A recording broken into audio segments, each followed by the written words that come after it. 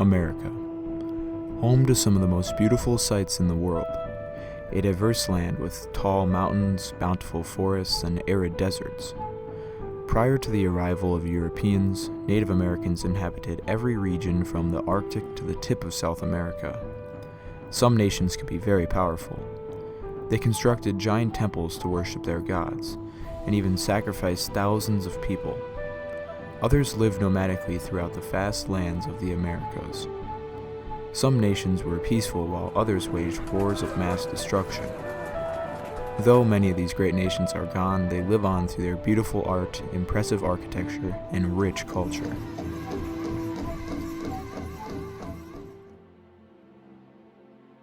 Around 20,000 years ago, it is believed the first men crossed into the Americas. They walked across a stretch of land called the Bering Land Bridge. This land was not some small ice bridge, but rather a very large stretch of land inhabited by many different animals. These men not only lived in this land, but also crossed into the Americas. It was not a single event, but rather multiple waves of different ethnic groups immigrating over thousands of years. Though the first men came across around 20,000 years ago, widespread evidence did not appear until around 12,000 years ago. The Swan Lake archaeological site in east-central Alaska contains evidence of inhabitants as early as 14,500 years ago. Evidence of fire pits have been found as well as many artifacts. Over the thousands of years the site was inhabited, remains such as elk, bison, mammoth, and moose can be found. Stone tools are also abundant, including complex bifacial blades and the tools that they used to make them. These people were expert survivors and craftsmen. They created deadly hunting tools out of materials in their environment to take down very large game. The multiple waves of people who moved through this site and many other sites in Alaska show us that it was not one group of people, but many ethnically diverse people who made the journey to America. It was different tribes and clans moving across a landmass that has never been inhabited by humans or apes of any kind. This was the first time an animal of our taxonomic family entered this untouched Garden of Eden. These people would rapidly spread out through the United States and develop their own unique cultures and massive empires. Most Native American cultures have long forgotten the days when they crossed over into the continent. The Navajo believed that their ancestors came out of the ground. Many other cultures had origin stories involving coming out of caves or springs. The America these early settlers inhabited is much different than the modern America.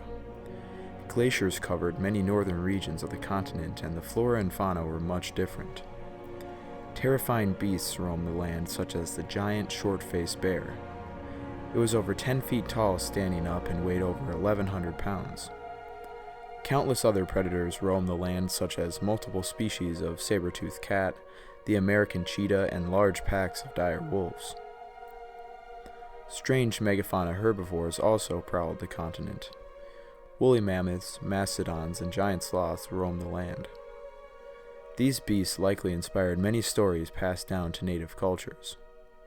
In North America 12,000 years ago, the end Pleistocene mass extinction began to take a massive toll on the environment. Over the next 2,000 years, countless species of megafauna went extinct. All of the famous Ice Age creatures like woolly mammoths and saber-toothed cats perished in this event. It could have been caused by a number of events, but many attribute it to climate change and hunting by humans. The end of the Ice Age meant the receding of the glaciers. This opened up vast amounts of land in North America. As the thousands of years went by, Native Americans diffused throughout the Americas. The countless number of tribes that diverged from these settlers were primarily hunter-gatherers. Around 8,000 years ago, natives in the Mississippi Valley at the Monte Sano site were building complex earth mounds. This site was created by hunter-gatherers and was only inhabited seasonally. One of the many sites in Louisiana named Watson Brake was created 5,000 years ago and was added onto over a period of 500 years. Later, when agriculture became widespread in Mississippian culture, they were able to create very complex structures out of earth. 3,000 years ago, many Native Americans were still living hunter-gatherer lifestyles. but some, especially in tropical regions, were becoming very powerful agricultural societies.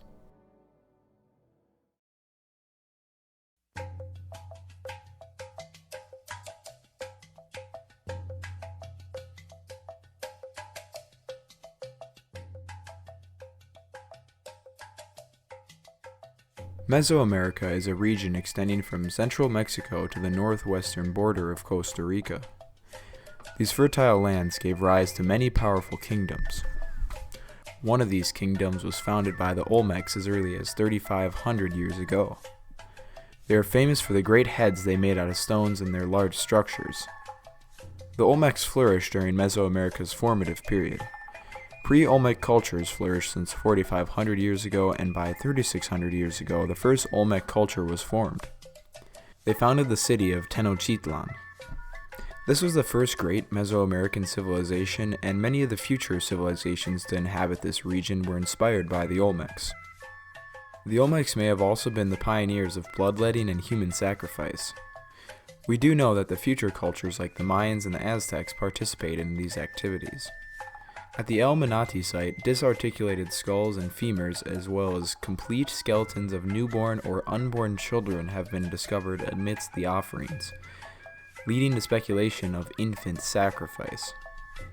Scholars have not determined how the infants met their deaths. Some authors have associated infant sacrifice with the Olmec ritual art. Altar 5, and also known as Las Llamas figure, shows a limp jaguar infant. On a lighter note, the Olmecs also founded the famous Mesoamerican ball game. The game included a ball made out of rubber that weighed about 9 pounds and a so-called hoop high in the air. Another very famous aspect of the Olmec culture was their giant stone heads. There are 17 discovered colossal heads. Their purpose remains a mystery. It was originally thought that these heads were portraits of famous ball players, but it is generally accepted now that they are the rulers dressed as ball players. No two heads are alike, and each headdress has unique markings suggesting they belong to a distinct team or faction. Beyond these heads, they also produced many beautiful works of art. Their artworks are considered among America's most striking. It was very anthropomorphic and naturalistic. Extravagant pieces of art were created out of ceramic, like this portrayal of an infant.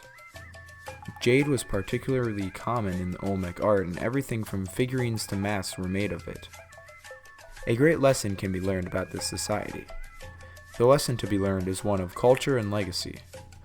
Though they are long gone and we cannot directly contact these people, we have learned a lot about their life through their abundant artwork and cultural objects. Their advanced works of art and pioneering civilization allowed a culture thousands of years in the future to appreciate their existence.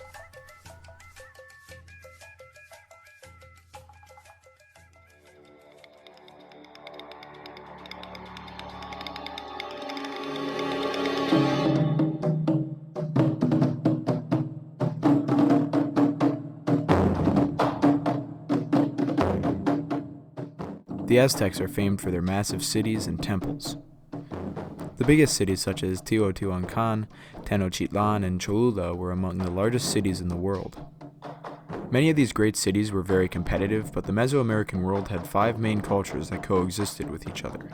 The Teotihuacan, the Olmec, the Toltec, the Mexica, and the Maya extended their reach across Mesoamerica and beyond like no others.